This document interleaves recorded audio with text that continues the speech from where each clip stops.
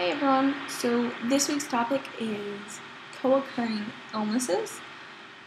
And I don't know about you guys, but anyone I've met or seen in the hospital or seen on YouTube or whatever, anyone that has an eating disorder pretty much is guaranteed to have a co-occurring illness of some sort. I mean, I don't know if anyone else has seen otherwise, but yeah, someone has at least had like depression or anxiety or something. So yeah, co-occurring. And the way I see it is that there's two types of disorders. I don't think this is medical. It might be. I don't know. So don't quote me on it to say that it's medical. This is just how I see it. But there's the symptomatic illnesses, which I would define as eating disorder, self-injury, OCD, things of that nature. And then there's the underlying illnesses such as depression, anxiety, things like that. Like I said, I don't know if this is medical. I'm just saying this is my view. And basically the symptomatic things usually come because of the underlying stuff. Such as depression. I mean, obviously you could have something behind the depression, such as abuse of some sort, and it just kind of ignites the depression, and then because of depression you move to a coping skill such as eating disorder, self-injury, or OCD, or whatever, alcohol, some sort of addiction type thing. For me, my diagnosis is eating disorder, and I've had anywhere from anorexia to anorexia with bulimic tendencies to eating disorder not otherwise specified, which I hate that term, but that's a whole nother story. Yes. Self-injury, anxiety, depression, borderline personality disorder. I think that's it. I could have other things. No idea. But yeah, those are the things that I can think of that I've been diagnosed with.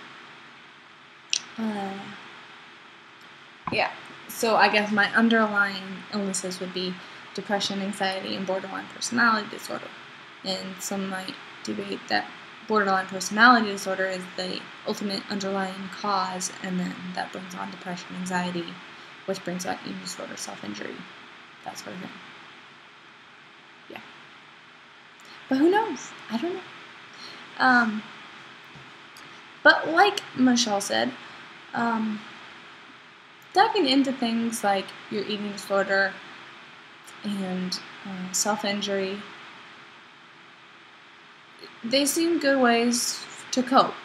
A lot of times they'll bring a numbing effect so that you don't have to feel those things as anxiety and depression. But it does not last. A lot of times it brings on guilt. A lot of guilt, which then in turn cycles you to go through your depression, anxiety, and go back to your coping skill. And it's just a vicious cycle that does not end. And with your eating disorder, when you're depriving yourself of food, you're definitely affecting your brain cells. You can't think, you can't function properly, your thinking is just not clear. So the way you cope gets even worse.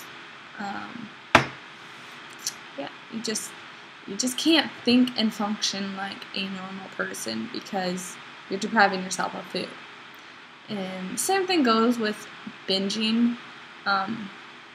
When you get in too many calories, you're kind of at this like high, and you can't function because you're just so full and bloated and just, yeah. I can't really explain it completely just because I've never really binged with like thousands of calories, which is why I was always anorexic with bulimic tendencies, because my binges weren't thousands of calories. So I can't fully explain that aspect of it, but you still aren't thinking clearly. You still have that obsession in your mind to eat all those calories, and then after it's done, you've got all that guilt. You probably can't move too much just because you're so full. Yeah, and then there's the purging. For those that would do that, you definitely can't think clearly after that. You do get a little bit of a high afterwards, and again, that affects your thinking, being able to think clearly. Yeah, and it just affects basically killing things inside of you every time you do it. Because all the pressure that builds up in your head and the amount of strain it puts on your heart. That is why purging is such a deadly thing, whether it's your first time or your 1000th time. It's deadly. I don't know where I was going with all this. Just that you can't think clearly with any form of eating disorder. With self-injury, it's the same thing. You delve into, sorry for shaking the table, however you self-injure, and at first you think that it's a good high, but you always come down from that high, and then it's just extreme guilt. Guilt, which just brings on depression, anxiety, and you think that you deserve even more, or you deserve something else, or whatever. Any amount of bad coping skills is going to lead to worsening of the underlying illnesses.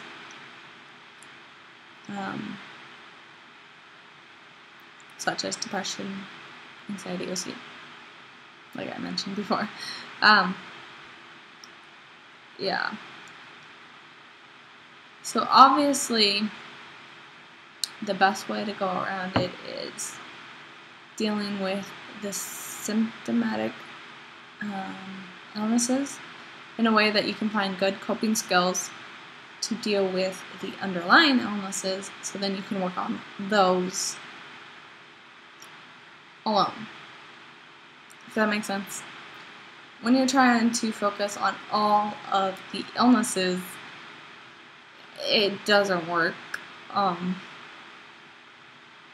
It's just too much for you to handle. It's too much for anyone to handle. Trying to focus on everything that's wrong to help you live a normal life. So it just, because of the symptomatic symptoms causing the underlying symptoms to, or illnesses, whatever you want to say, not symptomatic ones make things worse for the underlying ones. It just begs to say that you need to find better coping skills so you don't fall into the eating disorder, self-injury, that sort of thing. Things that aren't harmful to you. And then you can work on the other illnesses with those good coping skills and essentially fully work on the other illnesses.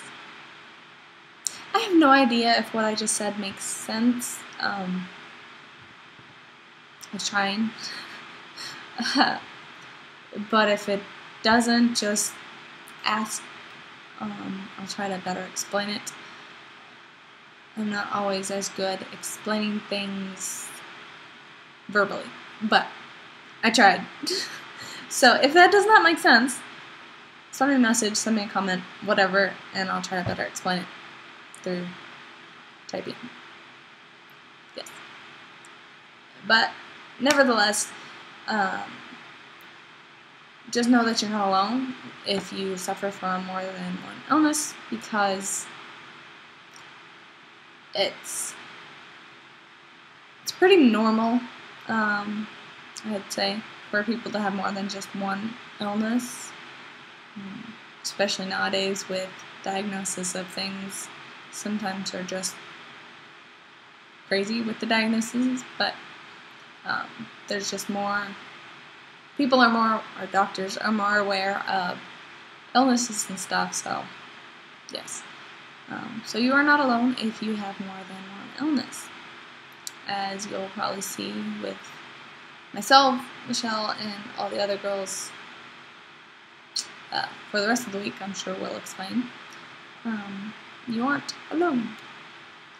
Now, the question for the week is an uplifting song, a song that you listen to if you're just feeling down and you just want a good pick-me-up. Now, I mentioned a bunch of songs last week in the positivity video.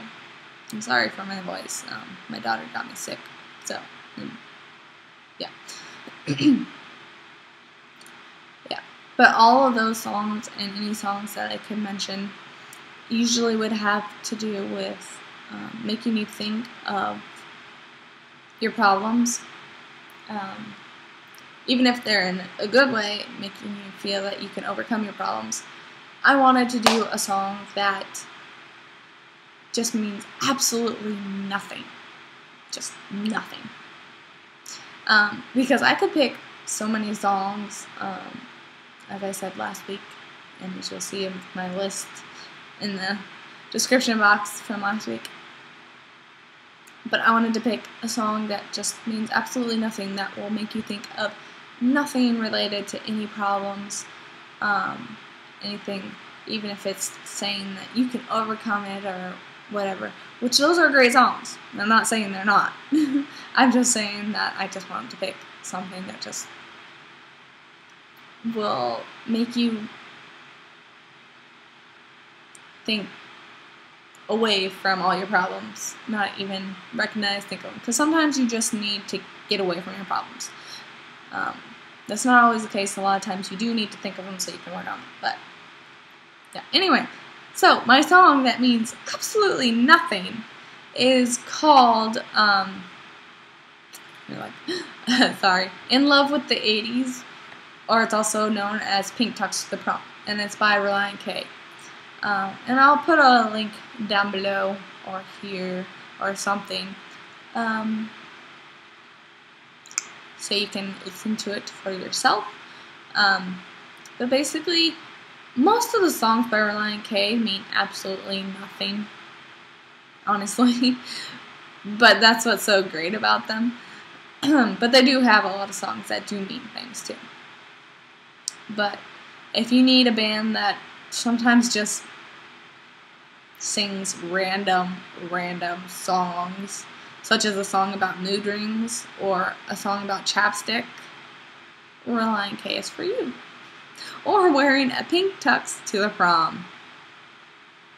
Yes. So anyways, listen to it. It's great. And if you have any questions, send me a message or a comment or whatever. And I hope you all have a good day. See you later. Bye.